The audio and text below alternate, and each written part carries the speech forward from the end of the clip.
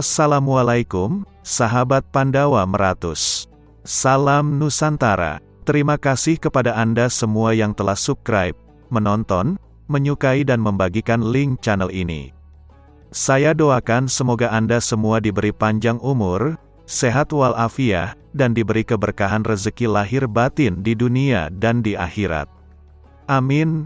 Allahumma amin. Dalam kesempatan ini kita akan mengisahkan seorang imam dan panutan orang di zaman dulu dan sekarang. Seorang pemimpin di zamannya, seorang wali agung yang tak henti-hentinya membuat decak kagum bagi orang-orang yang mengenalnya. Dia adalah Abu Ishaq Ibrahim bin Azam. Semoga Allah merahmati beliau dan marilah kita bersama-sama membaca surah Al-Fatihah untuk beliau. Amin Allahumma amin. Kali ini mengambil judul 10 Keramat Wali Agung Ibrahim bin Azam. Pohon akasia berubah jadi emas. Wali Agung Ibrahim bin Azam lahir di Balkah dari keluarga bangsawan Arab. Di dalam sejarah Sufi disebutkan sebagai seorang raja yang meninggalkan kerajaannya, lalu mengembara ke arah barat untuk menjalani hidup bersendirian yang sempurna sambil mencari nafkah melalui kerja kasar yang halal hingga ia meninggal dunia di negeri Persia kira-kira tahun 165 Hijriah atau 782 Masehi. Beberapa sumber mengatakan bahwa Ibrahim syahid ketika mengikuti angkatan laut yang menyerang Bizantium. Tobatnya Ibrahim merupakan sebuah kisah yang unik dalam kehidupan kaum muslimin. Ibrahim bin Azam adalah Raja Balkah yang sangat luas daerah kekuasaannya. Kemanapun ia pergi, 40 pedang emas dan 40 tongkat kebesaran emas diusung di depan dan di belakangnya. Pada suatu malam ketika ia tertidur di kamar istananya, langit-langit kamar berderik-derik seolah-olah ada seseorang yang sedang berjalan di atas atap. Ibrahim terbangun dan berseru, "Siapakah itu?" Seorang sahabat, terdengar sebuah sahutan. "Untaku hilang dan aku sedang mencarinya di atas atap ini." "Goblok, engkau sedang mencari unta di atas atap," seru Ibrahim. "Wahai manusia yang lalai," suara itu menjawab, "apakah engkau hendak mencari Allah dengan berpakaian sutra dan tidur di atas ranjang emas?" Kata-kata itu sangat menggetarkan hati Ibrahim. Ia sangat gelisah dan tidak bisa melanjutkan tidurnya. Ketika hari telah siang, Ibrahim kembali ke ruang pertemuan dan duduk di atas singgasananya sambil terus berpikir, bingung dan sangat gundah. Para menteri telah berdiri di tempat masing-masing, dan hamba-hamba telah berbaris sesuai dengan tingkatan mereka. Kemudian dimulailah pertemuan terbuka. Tiba-tiba seorang lelaki berwajah menakutkan masuk ke dalam ruangan pertemuan itu. Wajahnya sedemikian menyeramkan sehingga tak seorang pun di antara para menteri maupun hamba-hamba istana yang berani menanyakan namanya. Semua lidah menjadi keluh. Dengan tenang lelaki itu melangkah ke depan singgasana. "Apa yang engkau inginkan?" tanya Ibrahim. "Aku baru saja sampai di persinggahan ini," jawab lelaki itu. "Ini bukan sebuah persinggahan para kafilah. Ini adalah istanaku." "Engkau sudah gila," Ibrahim menghardik. "Siapakah pemilik istana ini sebelum engkau?" tanya lelaki itu. "Ayahku," jawab Ibrahim. "Dan sebelum ayahmu, ayah dari kakekku. Dan sebelum dia, kakek dari kakekku. Kemanakah mereka sekarang ini?" tanya lelaki itu. "Mereka telah tiada, mereka telah mati," jawab Ibrahim. "Jika demikian, bukankah ini sebuah persinggahan yang dimasuki oleh seseorang dan ditinggalkan oleh yang lainnya?" Setelah berkata demikian lelaki itu hilang. Sesungguhnya ia adalah Khidir alaihi salam. Kegelisahan dan kegundahan hati Ibrahim semakin menjadi-jadi. Dia dihantui bayangan-bayangan di siang hari dan mendengar suara-suara di malam hari. Keduanya sama-sama membingungkan. Akhirnya, karena tidak tahan lagi, pada suatu hari berserulah Ibrahim, "Persiapkan kudaku. Aku hendak pergi berburu. Aku tak tahu apa yang telah terjadi pada diriku belakangan ini. Ya Allah, kapan semua ini akan berakhir?" Kudanya sudah disiapkan lalu berangkatlah ia berburu. Kuda itu dipacunya menembus padang pasir, seolah-olah ia tak sadar akan segala perbuatannya. Dalam kebingungan itu ia terpisah dari rombongannya. Tiba-tiba terdengar olehnya sebuah seruan, "Bangunlah." Ibrahim pura-pura tidak mendengar seruan itu. Dia terus memacu kudanya. Untuk kedua kalinya suara itu berseru kepadanya. Namun Ibrahim tetap tak mempedulikannya. Ketika suara itu untuk ketiga kalinya berseru kepadanya, Ibrahim semakin memacu kudanya. Akhirnya untuk yang keempat kali, suara itu berseru, "Bangunlah, sebelum engkau kucambuk." Ibrahim tidak bisa mengendalikan dirinya. Saat itu terlihat olehnya seekor rusa. Ibrahim hendak memburu rusa itu. Tetapi binatang itu berkata kepadanya, "Aku disuruh untuk memburumu. Engkau tidak bisa menangkapku. Untuk inikah engkau diciptakan atau inikah yang diperintahkan kepadamu? Wahai, apakah yang menghadang diriku ini?" seru Ibrahim. Ia memalingkan wajahnya dari rusa tersebut. Tetapi dari pegangan di pelana kudanya terdengar suara yang menyerukan kata-kata yang serupa. Ibrahim panik dan ketakutan. Seruan itu semakin jelas karena Allah yang Maha Kuasa hendak menyempurnakan janjinya. Kemudian suara yang serupa berseru pula dari jubahnya. Akhirnya sempurnalah seruan Allah itu dan pintu surga terbuka bagi Ibrahim. Keyakinan yang kuat telah tertanam di dalam hatinya. Ibrahim turun dari tunggangannya. Seluruh pakaian dan tubuh kudanya basah oleh cucuran air matanya. Dengan sepenuh hati Ibrahim bertobat kepada Allah. Ketika Ibrahim menyimpang dari jalan raya, ia melihat seseorang gembala yang mengenakan pakaian dan topi terbuat dari bulu domba. Sang pengembala sedang menggembalakan sekawanan ternak. Setelah diamatinya, ternyata si gembala itu adalah budaknya yang sedang menggembalakan domba-domba miliknya pula. Kepada si gembala itu, Ibrahim menyerahkan jubahnya yang bersulam emas, topinya yang bertahtakan batu-batu permata beserta domba-domba tersebut. Sedang dari si gembala itu Ibrahim meminta pakaian dan topi bulu domba yang sedang dipakainya. Ibrahim lalu mengenakan pakaian dan topi bulu milik si gembala itu dan semua malaikat menyaksikan perbuatannya itu dengan penuh kekaguman. Betapa megah kerajaan yang diterima putra Adam ini, malaikat-malaikat itu berkata, "Ia telah mencampakkan pakaian keduniawian yang kotor lalu menggantinya dengan jubah kefakiran yang megah." Di kota Nisyapur, Ibrahim mencari sebuah tempat terpencil di mana ia bisa tekun mengabdi kepada Allah.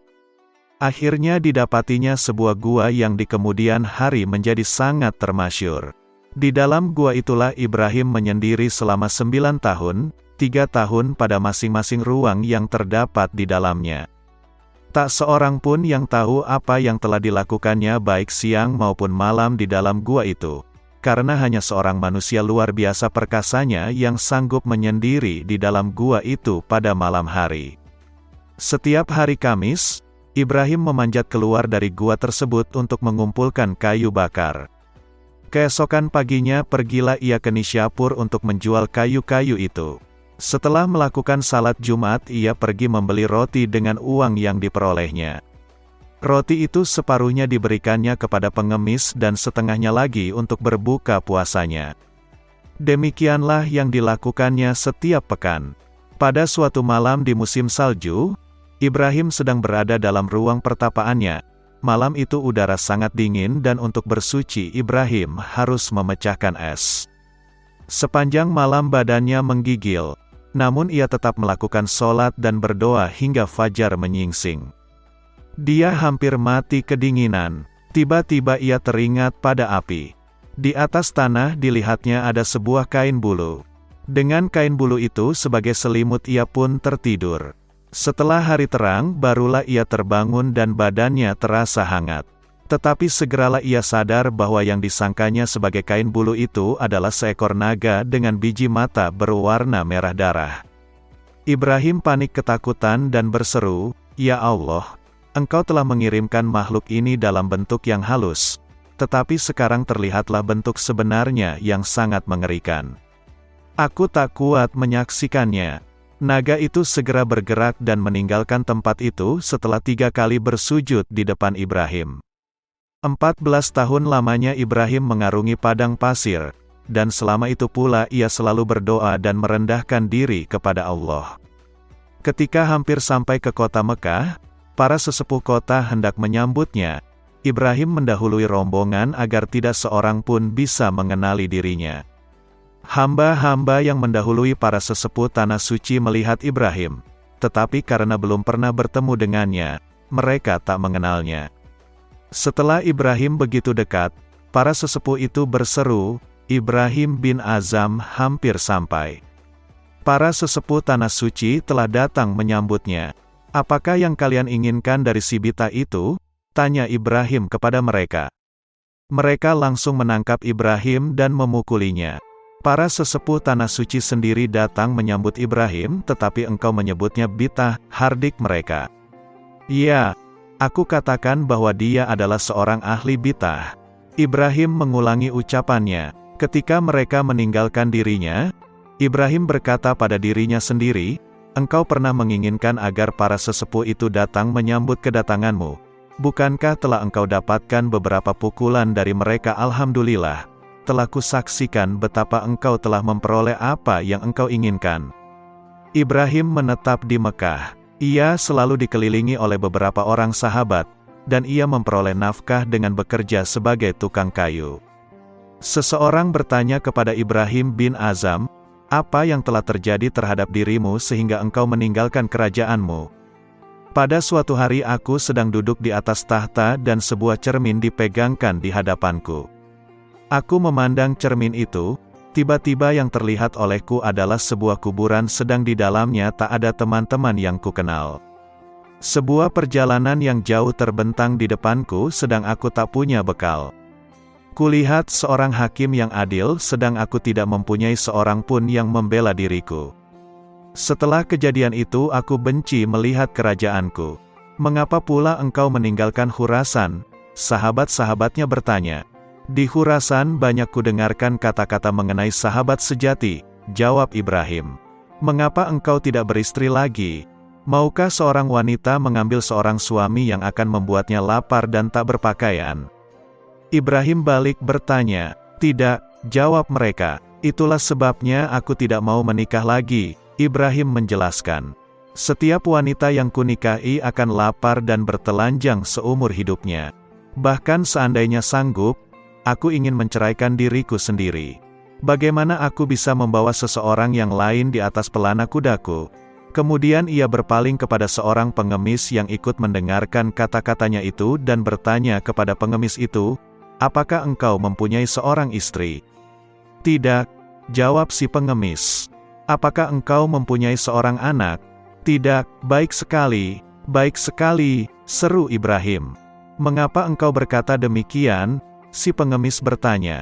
Seorang pengemis yang menikah adalah seperti seorang yang menumpang sebuah perahu. Apabila anak-anaknya lahir, tenggelamlah ia.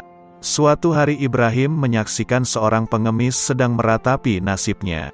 "Aku menduga bahwa engkau membeli pekerjaan ini dengan gratis," kata Ibrahim kepadanya. "Apakah pekerjaan mengemis diperjualbelikan?" si pengemis bertanya heran. "Sudah tentu," jawab Ibrahim. "Aku sendiri telah membelinya dengan kerajaan Balkah. Dan aku merasa sangat beruntung." Di lain waktu, seseorang datang hendak memberi uang 1000 dinar kepada Ibrahim. "Terimalah uang ini," katanya kepada Ibrahim. "Aku tak mau menerima sesuatu pun dari para pengemis," jawab Ibrahim. "Tetapi aku adalah seorang yang kaya," balas orang itu. "Apakah engkau masih menginginkan kekayaan yang lebih besar dari yang telah engkau miliki sekarang ini?" tanya Ibrahim. "Ya," jawabnya, "bawalah kembali uang ini. Engkau adalah ketua para pengemis. Engkau bahkan bukan seorang pengemis lagi tetapi seorang yang sangat miskin dan terlunta-lunta." Di antara keramat-keramat Ibrahim setelah melakukan mujahadah dan pengabdian tulus pada Tuhan adalah sebagai berikut. Keramat pertama, ular jadi pelayan. Al-Qushairi pernah berkata, "Aku pernah melihat Ibrahim bin Azam yang sedang tidur di sebuah kebun. Tiba-tiba kulihat datanglah seekor ular padanya sedang di mulutnya terdapat bunga narjis yang dihembuskan baunya ke arah hidung Ibrahim bin Azam." Keramat kedua, pohon delima yang bersuara. Imam Muhammad bin Mubarak Asyuri pernah menceritakan pengalamannya ketika ia berjalan bersama Ibrahim bin Azam. Pernah ketika aku sedang di tengah perjalanan bersama Ibrahim bin Azam untuk menuju ke Baitul Maqdis, Palestina, kami beristirahat di bawah pohon delima di waktu matahari sedang berada di atas kepala kita. Setelah kami bersalat beberapa rakaat, aku mendengar suara dari pohon delima itu, "Hai Abu Ishak, silakan makan buah kami." Ibrahim bin Azam hanya mengangguk-anggukkan kepalanya. Sedangkan pohon delima itu tetap saja mengulangi permintaannya sampai 3 kali. Kemudian Ibrahim bin Azam berkata kepadaku, "Hai Muhammad, tolonglah aku untuk makan sebagian dari buahnya." Tanyaku padanya, "Hai Abu Ishak, adakah kamu juga mendengarnya?" Ibrahim bin Azam segera mengambil 2 buah delima itu, yang satu diberikan kepadaku, sedang lainnya dimakannya. Buah delima yang kumakan itu ternyata rasanya masam sekali karena pohon delima itu masih muda. Dalam perjalanan pulang, ketika kami lewati pohon itu, kami dapatkan pohon itu telah besar batangnya dan buahnya pun manis. Dikatakan bahwa pohon itu dapat menghasilkan buah 2 kali setahun, sehingga dijuluki oleh penduduk sekitarnya dengan julukan, "delima orang yang mengabdi pada Tuhan." Karena banyak orang solih yang berteduh di bawahnya. Keramat ketiga, hidangan makanan dari alam gaib. Ibrahim berkata, "Pada suatu ketika aku berjalan menempuh padang pasir di awal perjalanan suluk menuju Tuhan sambil memasrahkan diri kepada Allah. Sudah 3 hari lamanya aku tidak makan. Kemudian setan datang kepadaku dan menggoda, 'Apakah engkau meninggalkan kerajaanmu beserta kemegahan-kemegahan yang sedemikian banyak hanya untuk pergi ke tanah suci dalam keadaan lapar seperti ini? Sesungguhnya engkau bisa melakukan hal yang serupa tanpa penderitaan ini.' Setelah mendengar kata-kata setan itu, aku tengadahkan kepalaku dan berseru kepada Allah, 'Ya Allah, apakah engkau lebih suka mengangkat musuhmu daripada sahabatmu untuk menyiksa diriku? Kuatkanlah diriku karena aku tak sanggup menyeberangi padang pasir ini tanpa pertolonganmu.' Maka terdengarlah olehku sebuah seruan, 'Ibrahim, keluarkanlah yang di dalam sakumu itu sehingga kami boleh mendatangkan karunia kami dari alam gaib.' Aku rogoh sakuku, kudapatkan 4 buah mata uang perak yang tanpa sengaja terbawa olehku. Begitu aku melemparkan uang itu, si setan lari meninggalkan diriku dan secara gaib di depanku telah terhidang makanan. Keramat keempat, kokoh memegang amanat. Aku pernah bekerja menjaga sebuah kebun buah-buahan, sekitar 3 tahun. Pada suatu hari pemilik kebun itu datang kepadaku dan berkata, 'Ambilkan beberapa buah delima yang manis rasanya.' Maka kuambilkan beberapa buah, tetapi ternyata rasanya asam. 'Bawakanlah buah-buahan yang manis.' Si pemilik kebun mengulangi perintahnya. Maka kubawakan delima sepinggan penuh, namun buah-buahan itu asam pula rasanya. Si pemilik kebun berseru, 'Masya Allah, telah sedemikian lama engkau bekerja di kebun ini namun engkau tidak tahu buah delima yang telah masak. Aku menjaga kebunmu namun aku tak tahu seperti apa buah delima yang rasanya manis karena aku tak pernah mencicipinya.' Jawabku, maka berkatalah si pemilik kebun menyifati sifat amanah yang dimiliki penjaga kebunnya, 'Dengan keteguhan yang seperti ini, aku mempunyai persangkaan bahwa engkau adalah Ibrahim bin Azam.' Setelah mendengar kata-kata tersebut, segeralah aku meninggalkan tempat itu. Dalam perjanjian kerja hanya menjaga kebun, bukan boleh memakan buahnya. Baik memetik buah yang ada di pohon, maupun memakan buah delima yang telah jatuh di tanah. Di lain waktu, Ibrahim menjaga kebun di tempat lain. Rawat bin Al-Jarrah menceritakan, dia berkata, suatu ketika Ibrahim bin Azam menjadi penjaga kebun kurma di salah satu kampung Gaza. Lalu pemilik kebun anggur datang bersama sahabat-sahabatnya seraya berkata, "Hidangkanlah anggur untuk kami makan." Ibrahim kemudian datang membawakan anggur al-hafuni kepada si pemilik kebun. Ternyata anggur yang dibawanya asam. Pemilik kebun lantas berkata kepadanya, "Apakah engkau makan anggur seperti ini?" Ibrahim menjawab, "Aku tidak pernah makan anggur seperti ini dan yang lainnya." Hanya saja aku melihatnya berwarna merah hingga aku menganggapnya manis. Pemilik kebun berkata, sekiranya engkau Ibrahim bin Azam niscaya dia tidak akan melakukan lebih dari ini. Daud bin Al-Jarrah berkata, tatkala Ibrahim mengetahui bahwa mereka mengenalnya, dia melarikan diri dari mereka dan meninggalkan upahnya. Keramat kelima, sop dari surga. Sufyan bin Ibrahim pernah bercerita, pernah aku bertemu dengan Ibrahim bin Azam dekat suku Lail di Mekah. Kudapatkan ia sedang menangis. Aku bertanya padanya, "Hai Abu Ishak, apakah yang menyebabkan Anda menangis?" Ibrahim bin Azam tetap bungkam saja dan meneruskan tangisannya. Setelah kutanya sebanyak 3 kali barulah ia menjawab, "Hai Sufyan, jika aku kabarkan suatu berita apakah kamu akan memberitahukan kepada orang lain ataukah akan merahasiakannya?" Jawabku, "Aku akan tetap merahasiakannya." Kata Ibrahim bin Azam, "Aku ingin makan sop, namun aku menahan nafsu keinginanku itu selama 30 tahun.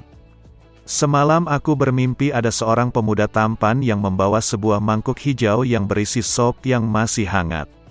Aku segera menolaknya. Sedangkan pemuda itu berkata, 'Hai Ibrahim, makanlah ini.' Jawabku, 'Aku tinggalkan makanan ini karena Allah Ta'ala.' Tanya pemuda itu, 'Bagaimanakah kalau yang memberimu makan ini Allah sendiri?' Aku tidak dapat menjawab sepatah pun selain menangis. Pemuda itu mengulangi permintaannya, 'Makanlah sop ini.' Jawabku, 'Kami diperintahkan untuk tidak makan sesuatu yang tidak diketahui asal-usulnya.' Jawab pemuda itu, 'Makanlah sop ini, sesungguhnya yang memberiku ini adalah malaikat Ridwan.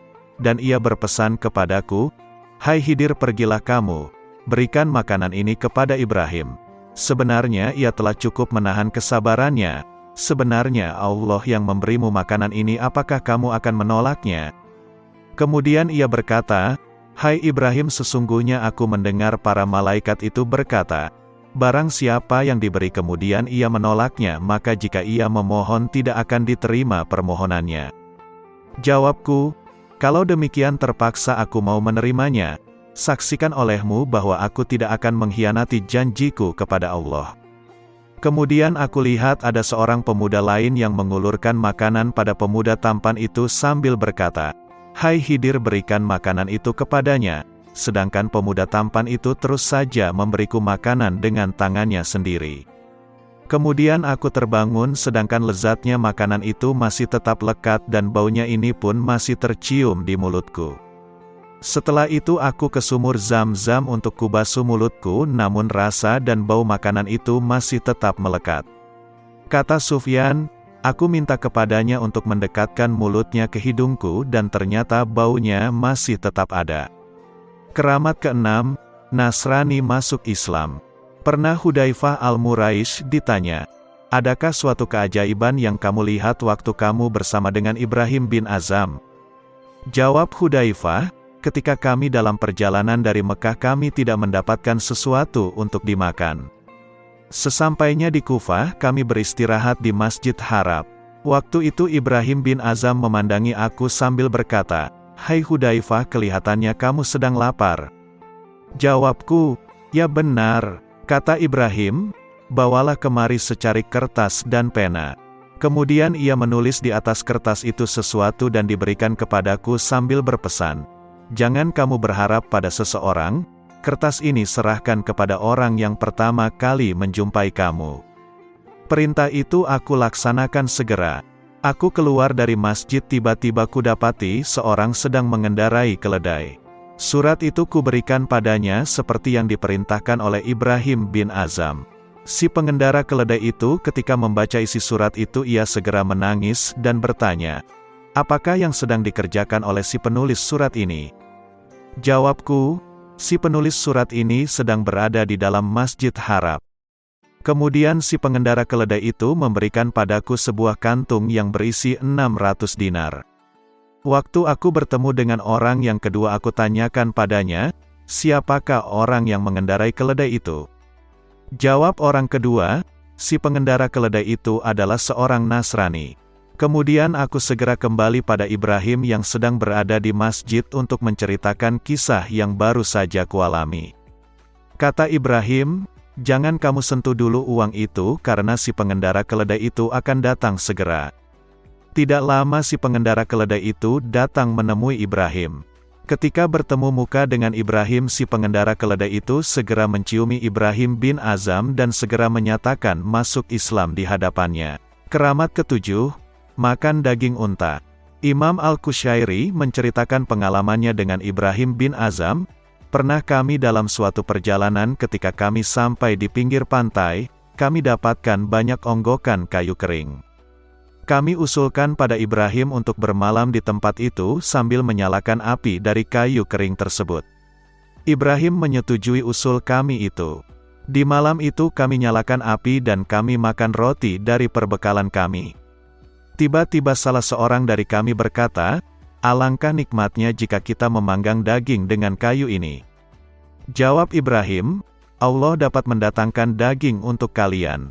Ketika kami sedang duduk santai, tiba-tiba kami lihat seekor singa yang sedang memburu seekor unta. Setelah tiba dekat dengan kami, onta itu tersungkur hingga lehernya terantuk. Ibrahim bin Azam segera bangkit menangkapnya sambil berkata, "Sembelihlah onta ini karena Allah yang memberi makanan pada kalian." Kami sembelih onta itu dan dagingnya kami panggang, sedang singa itu hanya berdiri melihat apa yang kami lakukan. Di lain kesempatan, sebagaimana yang diceritakan Fariduddin Al-Atar, saat kawan-kawan ingin makan daging halal, Ibrahim sholat, setelah itu sholat kembali. Tiba-tiba terdengarlah auman seekor singa yang menyeret keledai liar. Singa itu menghampiri mereka. Keledai itu mereka ambil. Lalu mereka panggang untuk kemudian mereka makan sementara si singa duduk memperhatikan segala tingkah mereka. Keramat ke-8, makanan yang tidak pernah habis-habisnya. Ahmad bin Fudail Al-Aki menceritakan kepada kami. Dia berkata, "Aku mendengar ayahku berkata, Ibrahim bin Azam biasa bekerja sebagai tukang arit dan penjaga kebun. Suatu ketika dia menjadi penjaga kebun di kota Askalan milik seorang yang beragama Nasrani. Di dalam kebun itu terdapat beragam pohon. Istri pemilik kebun itu berkata, 'Wahai engkau, mintalah nasihat kebaikan kepada laki-laki itu, karena aku menganggapnya dia adalah orang solih yang selalu mereka bicarakan.' Suaminya bertanya, 'Dari mana engkau mengetahuinya?' Istrinya menjawab, 'Aku mengantarkan untuknya makanan siang, dan makanan itu masih ada pada waktu makan malam. Aku juga mengantarkan makanan malam dan masih ada pada waktu makan siang.'